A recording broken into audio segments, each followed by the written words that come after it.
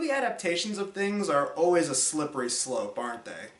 From books, animes, cartoons, and even products like toys and board games. Seriously, don't get me started on the Dragon Ball Evolution movie. Seriously, we did a whole parody of that because of how awful that was.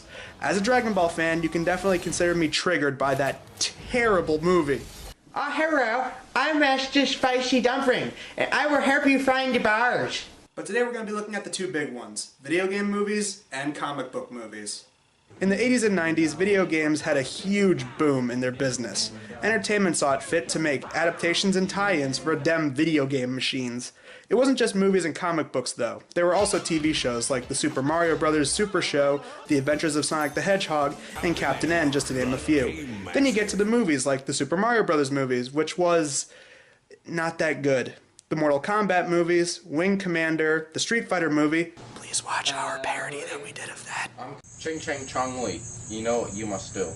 Kamehameha! Great job. And while not based on a video game in particular, one of the biggest cases of this was The Wizard.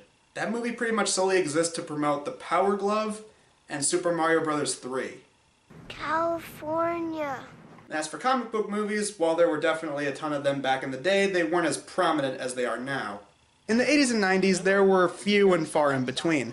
There were definitely some duds like Howard the Duck, Fantastic Four, and most of the lame straight-to-TV stuff, but we also got some really good things like the first two Supermans, Batman, Blade, and Batman Mask of the Phantasm.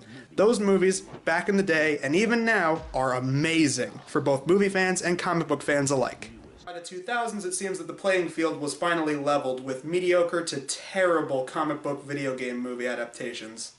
House of the Dead, Catwoman, Alone in the Dark, The Spirit, Max Payne, and Fantastic Four: Rise of the Silver Surfer. And okay, I guess you can count Ang Lee's Hulk, even though I personally like that movie. Yeah, I said it. What of it? What of it? By 2008, comic book movies started looking up with Iron Man, which, as we all know, eventually led to the Marvel Cinematic Universe, which obviously meant they had to make movies for Captain America and Thor so that they could all tie together for 2012's Avengers movie, which was pretty damn good.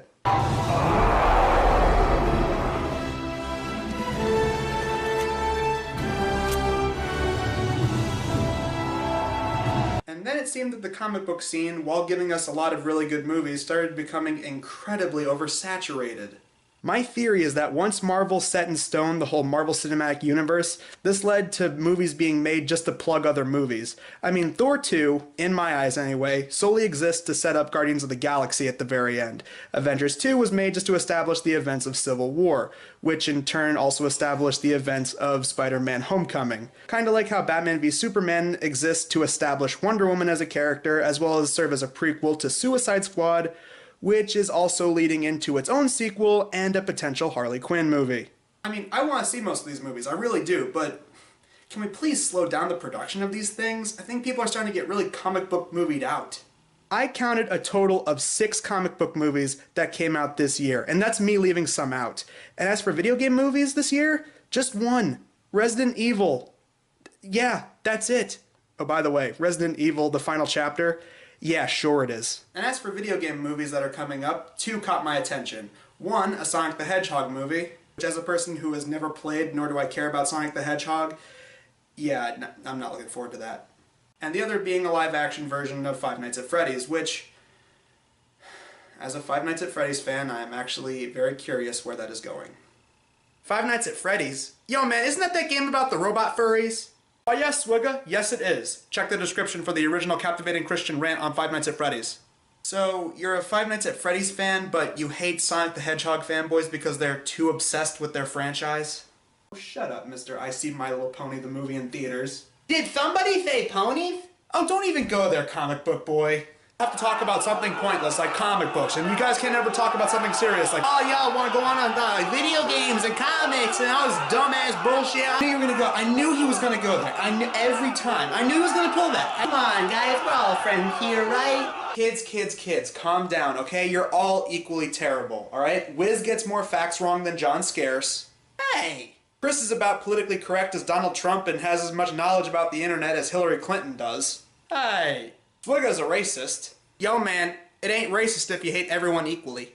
Tony Fanboy is a... well, you guys already know. Yep, And Adam is a weeaboo with anger problems. Just because I watch anime does not mean I'm a weeaboo. Why is it every time you guys always say, you watch anime, you're a weeaboo? And also, I don't have an anger problem. I don't have an anger problem. Oh really? Is that the case? Well, try this one on for size.